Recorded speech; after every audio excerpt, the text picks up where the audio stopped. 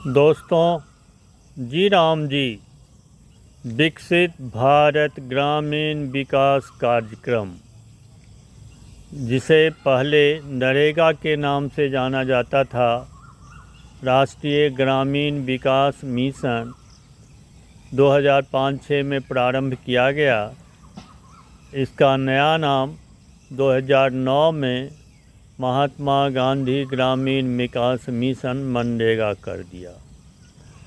15 वर्ष के बाद 16 वर्ष के बाद इसके कार्यक्रम को बारे में पूरी समीक्षा किया गया राष्ट्रीय स्तर पर भारत सरकार के द्वारा, प्रधानमंत्री मोदी जी के द्वारा।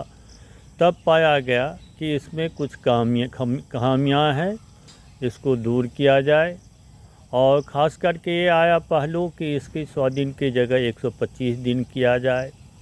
ग्रामीण स्तर के बहुत सारे कामों को इसमें जोड़ा जाए, इसकी अच्छी मॉनिटरिंग हो, जो लैप्सेज हैं, गड़बड़ियाँ हैं, उसको कम किया जाए। तब जा कर के इसको जो है नए नाम देने पर भी विचार किया गया और इसका नाम जो है विकसित भारत ग्रामीण विकास योजना कुछ जो है न जी राम जी योजना कर दिया गया। अब ये जी राम जी योजना के नाम से देश में प्रसिद्ध हो गया है। पहले नरेगा, फिर मनरेगा, फिर जी राम जी। अब नाम में क्या रखा है? शेक्सपियर ने कहा था कि व्हाट इज़ इन नेम, नाम में क्या रखा है। लेकिन नाम ही भारत में महत्वपूर्ण है। नाम से वोट मिलता है, नाम से प्रचार मिलता है, नाम से सहानुभूति मिलता है। लोग इतिहास से, संस्कृत से भी नाम के जोड़ के रखते हैं। कुछ लोग इसको विकास से, जनमानस के साथ भी जोड़ कर रखते हैं। जब नरेगा ग्रामीण मिशन जो प्रसिद्ध कार्यक्रम प्रसिद्ध चालू हो गया, तो फिर लगा कि क्यों नहीं इसको हम जो है कांग्रेस के लाभ के लिए इसका नामकरण किया जाए, नया नामकरण किया जाए। यूपीए के पहले शासनकाल में नरेगा का कार्यक्रम बना था, जिसमें जो राष्ट्रीय जनता दल के नेता थे डॉक्टर रघुवंश प्रसाद सिंह, जो वे ग्रामीण रोजगार मंत्री थे, एम्प्लॉयमेंट के थे, तो उन्होंने इस कार्यक्रम को बहुत ही बारीकी से तैयार किया, करवाया। इस कार्यक्रम में उनको सोनिया गांधी जी के द्वारा भी भरपूर सहयोग मिला, कारण उनकी भी रुचि थी ग्रामीण विकास में। और तब जा कर के ये कार्यक्रम ग्रामीण विकास मंत्रालय के द्वारा किया गया। रघुवंश प्रसाद सिंह ने व्यक्तिगत रूप से भी, जो समाजवादी सोच के थे, इस कार्यक्रम के बनाने में, लोकसभा में पास करवाने में और इसके जो नियमावली वगैरह कैसे लागू किया जाएगा, इसकी सारी पुस्तिका वगैरह तैयार करवाया और ये लागू करवाया गया। प्रारंभ में ये 200 जिलों में इसको लागू किया गया, जैसे पायलट प्रोजेक्ट करते हैं न। देश का जो अत्यधिक पिछड़ा जिला था, पहले उन जिलों में लागू किया गया। उन जिलों में देखा गया कि अच्छी तरीके से काम कर रहा है, तब जा कर के इसको पूरे देश में भी लागू किया गया। और संसाधन की भी बात थी, कारण प्रारंभ में बहुतों कांग्रेस के नेता लोग विरोध कर रहे थे। कैबिनेट की मीटिंग में विरोध हो रहा था कि भाई इतने पैसे कहाँ से आएंगे, अनर्गल खर्च होगा, मिसयूटिलाइज होगा फंड का, लोग विरोध कर रहे थे। लेकिन रघुवंश बाबू डटे रहे और इसको कार्यक्रम को जो है न कैबिनेट से भी स्वीकृत करवाया, लोकसभा से भी पास हुए और इसको लागू करवाया गया। दूसरे कार्यकाल में यूपी में आई, तब जो है वो राजद वाले जो थे उसमें नहीं थे और इसके नाम परिवर्तन, इसमें जो कांग्रेसी नेता ही लोग जो है मंत्रालय संभाले और उन्होंने इसमें मंत्रालय में महात्मा गांधी का जो नाम इसमें जोड़ने का किया कि नरेगा नहीं मनरेगा हो जाए, कि घर घर तक लगे कि महात्मा गांधी के नाम से एक कार्यक्रम है। अरे महात्मा गांधी के नाम ने गांधी का नाम रखने से लगा, अब कुछ को कहता है महात्मा गांधी के नाम से है, किसको कहने जाए सोनिया गांधी के नाम से है, कौन कहने जाए राजीव से है, राहुल से है। तो ये गांधी के लेकर के भी जो लोगों के मन में, खाते भारतीय जनता पार्टी एनडीए वालों को लगा कि ये जो कार्यक्रम तो उन्होंने शुरू करवाया नहीं, लेकिन इसका वो पूरा का पूरा राजनीतिक लाभ ले रहे हैं। अतः उन लोगों ने विरोध किया। और ग्रामीण विकास के संबंध में जो भारतीय जनता पार्टी 2014 में आई, उसके कार्यक्रम में शुरू में भी था। इनके जो विचारक थे दीनदयाल उपाध्याय जी, उनका भी कार्यक्रम था कि ग्रामीण विकास हो जाना चाहिए, अंत्योदय ग्रामीण क्षेत्रों का विकास हो। और अटल बिहारी वाजपेयी जब प्रधानमंत्री बने दूसरी बार, तो लगभग 2001 के आसपास तो उन्होंने कल्पना की कि ग्रामीण क्षेत्रों का हम कल्याण कैसे करें। तब उनके मन में आया कि जो उनको सलाह भी दिया गया था गडकरी जी के द्वारा विचार के बाद, ये यदि हम हर गांव को कम से कम 1000 आबादी वाले गांव को पक्की सड़क से जोड़ देते हैं, ऑल सीजन रूट दे देते हैं, तो उन गांव का विकास होगा, वहाँ की उपज शहर पहुँचेगी, वहाँ के लोग शहर में आसानी से जा पाएंगे और बाहर के चीज़ भी गांव में आसानी से पहुँच जाएंगे। हॉस्पिटल जाना हो और काम हो तो यातायात का संचार की सुविधा गांव में होगा और गांव का विकास हुआ। तो ये ग्रामीण क्षेत्र में विकसित करने की बात आई। फिर लोग एक कंसेप्ट आ रहे थे कि urban facilities in rural area, ग्रामीण क्षेत्रों में भी शहरी सुविधा दिया जाए, स्वास्थ्य की, सड़क की, सिंचाई की, बिजली की, शौचालय की, तरह तरह की सुविधा दिया जाए। तो ये भारतीय जनता पार्टी ने इस दिशा में प्रयास करने का प्रयास किया। लेकिन सत्ता में फिर 2004 में परिवर्तन आया, कांग्रेस वाले यूपी में आए और जो समाजवादी सोच वाले भी बहुत सारे लोग थे, तो उन लोगों ने ये जो नरेगा को कार्यक्रम को प्रारंभ करवाया और देश में इसके लिए अच्छे फंड भी दिए गए, 100 दिन के रोज़गार दिए जाते थे और जो पूरे देश में लगभग 7-8 के आसपास तो पूरे देश में इसको लागू किया गया। और अभी जो 2025 में जो 26 में जो हुए, जब इनकी नाम परिवर्तन की बात आई, तब जा कर के खास करके जो बीजेपी वाले तो थे ही, इसका जो जी राम जी आ जाए तो राम का नाम हो जाएगा, घर घर में राम का नाम हो जाए, जीवन के शुरू और अंत तक तो राम है ही। और रोजगार में भी यदि राम आ जाता है तो लोगों को लगा कि काफ़ी उन्हें लाभ भी मिलेगा। कारण बीजेपी के लिए तो राम नाम जो है उनकी जो सफलता की सीढ़ी रही अयोध्या से लेकर के, और बाद में हिंदू सनातन के संरक्षक के रूप में भी उभरा और हिंदू धर्म के सनातनियों ने उन्हें स्वीकारा भी, वोट में भी दिया, सत्ता में लाया। तो राम नाम को जोड़ने का ये प्रयास रहा, इसमें सफल रहा। तो विरोधी दल वाले बार बार इसके नाम के परिवर्तन का विरोध करते थे, खास करके राम नाम के राम क्यों लिया, गांधी का नाम क्यों हटाया गया। दूसरी रहा कि इसमें जो व्यवस्था किया गया है कि राजस्व के संबंध में जो केंद्र सरकार और राज्य सरकार, इसमें दोनों की भागीदारी होगी। 60% इसके खर्च की राशि केंद्र सरकार देगी और 40% राज्य सरकार को देना होगा। अब जो विरोधी कहते या दूसरे लोग भी कहते राज्य की जो राजस्व की स्थिति अच्छी नहीं है, बहुत सारे राज्य तो सिर्फ कर्जे में ही डूबे रहते हैं और फिर जो है उनको वेतन भत्ते, पेंशन के लिए पैसे के लिए भी उन्हें RBI से कर्ज लेना पड़ता है। तो ऐसी स्थिति में ये पैसे कैसे देंगे। कारण केंद्र के साथ जो मिलकर के कई योजनाएं हैं, चाहे शिक्षा का हो, स्वास्थ्य का हो, कृषि का हो, ये रोजगार का भी आ गया, तो केंद्र और राज्य इसमें दोनों में भागीदारी करते हैं। कई में तो बराबर की हिस्सेदारी है, इसमें 60-40 की हिस्सेदारी डाल दिया गया है। तो लोग इस आधार पर भी विरोध करते थे।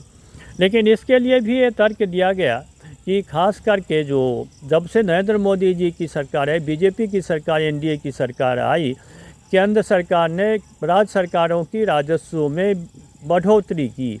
केंद्र और राजस्व के जो सरकार जो टैक्स कलेक्ट करती है, उसमें से राज्य सरकारों को भी हिस्सा देती है और हिस्सेदारी जो है राज्य फाइनेंस कमीशन के द्वारा, भारतीय संविधान के 280 के द्वारा, 275 के द्वारा, 282 के द्वारा विभिन्न जो मद के लोग जो बंटवारे की तय किए जाते हैं। तो उसमें पहले जो है 13वें में जो जाकर के लगभग 30% था, 14वें में जो है जाकर के 32, लेकिन ये 15वें और 16वें जो वित्त आयोग है नरेंद्र मोदी जी के समय मिले, उसमें एकाएक राजस्व की 10% की वृद्धि की गई। जहां 32% की भागीदारी राज्य सरकार को दिया जाता था, उसको 42% कर दिया गया और केंद्र सरकार का जो 70%, 68% की हिस्सेदारी होती थी, वो 58% के आसपास जो है कम करके काफ़ी कम हो गए। तब इससे जो लोगों ने लगा कि जो है राज्य सरकार के पास केंद्र सरकार अच्छे राजस्व दे रही हैं, तो इसके खर्चा का वहन करेंगी। अतः जो है 60-40 का रेशियो रखा गया। लेकिन अभी भी इसमें डाउट है, अभी तो लागू तो कर दिया गया है, लेकिन कितने राज्य सरकार इसको चला पाती हैं, कितने राज्य सरकार में नहीं है। कुछ विकसित राज्य तो पूर्णतः कर्ज में ही है, केरल हो, पंजाब हो, आंध्रा हो, इन राज्यों की तो वित्तीय व्यवस्थाएं बहुत ही खराब है। अब वैसे राज्यों में कहाँ से ये चल पाएगा, ये कुछ कहना मुश्किल है। अभी तो शिवराज सिंह जी चौहान जी तो जो कल ही इसकी जो है बारे में प्रेस कॉन्फ्रेंस किए और 1 जुलाई 26 से जो लागू किया गया है, उनको लगा कि पूरे देश में लागू होगा और उन्होंने बताया कि 95,000 जो करोड़ रुपए जो है इस फंड में केंद्र सरकार दे रही है, और 47% राज्य की भागीदारी क्या होगा, तो ये करीब जो 1.5 लाख करोड़ प्रति वर्ष इसमें खर्च करने के लिए हो जाएंगे। और जो 125 दिन की जो कार्य योजना है काम दिया जाएगा, और ख़ास करके जो जिस समय में बरसात के समय होते हैं उस समय में 3 महीने में छोड़ करके बाकी दिनों में ये काम को दिया जाएगा, इसको चालू किया जाएगा। और ग्रामीण क्षेत्रों में पंचायत के माध्यम से रोज़गार दिए जाएंगे, जिसमें तालाब हो, सड़क हो, पेड़ लगाई हो, सिंचाई हो, पानियों की जो सुरक्षा हो, चाहे वो पानी की निकासी की व्यवस्था हो, नालियों, बहुत सारे कामों को जो है कच्चा पक्का सबका मिश्रण करके इसमें रखा गया कि जल जीवन की सुरक्षा के लिए, इसको सिंचाई के लिए, स्वास्थ्य के लिए बहुत सारे चीज़ों को जोड़ करके इसको रखा गया और इस काम को प्रारंभ किया गया है।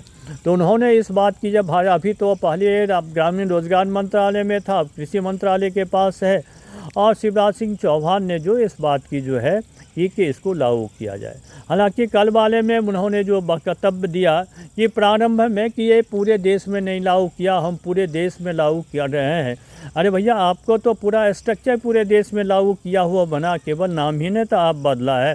व्यवस्था तो पहले वाली है, नियमावली तो पहले वाली है, उसे तो लागू पूरे देश में पहले से था, उसमें आपने कोई नया नहीं किया है।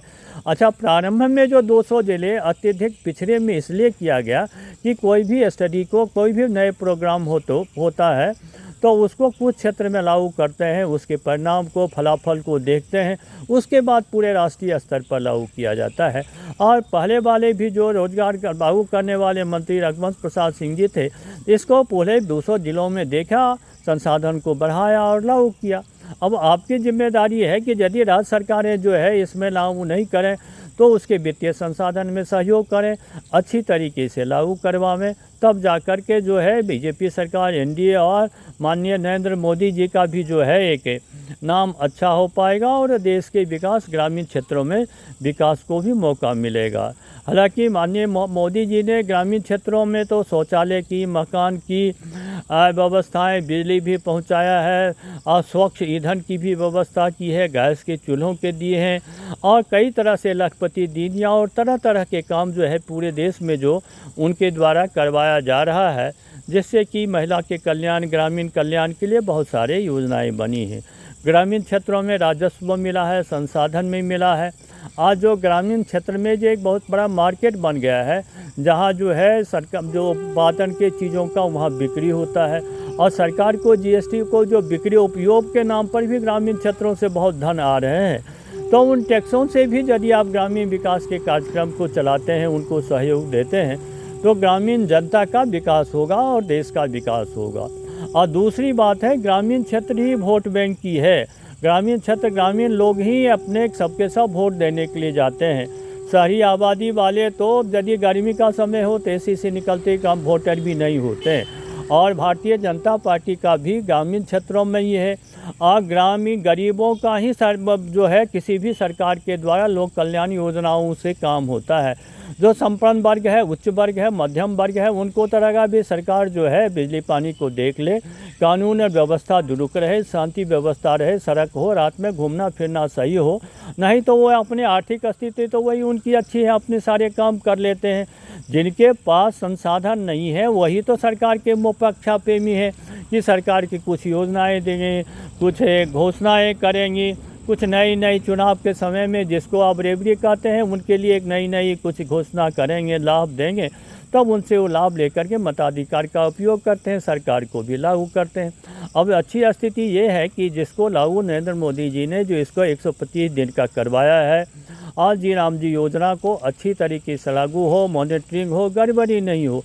अभी भी जो शिकायतें हैं कि बहुत सारे लोग दिल्ली में काम करते हैं, गांव में उनके काम दिखाते हैं, तो ऑनलाइन इसकी जो फोटोग्राफी होते हैं, मॉनिटरिंग होते हैं, यदि मॉनिटरिंग सही तरीके से किया जाए तो सही माने में ग्रामीण क्षेत्रों में पैसे जाएगा, नहीं तो वो लूट खसोट होते रहेगा। अभी भी 60-40 का है, 60% यदि काम होते हैं तो 40% जो पैसे का बंदरबाट होता है, तो इसको भी रोकवाने के लिए वो काम करे, सही तरीके से योजना लागू हो जाए तो ग्रामीण क्षेत्रों के लिए, गरीबों के लिए बहुत महत्वपूर्ण है। धन्यवाद।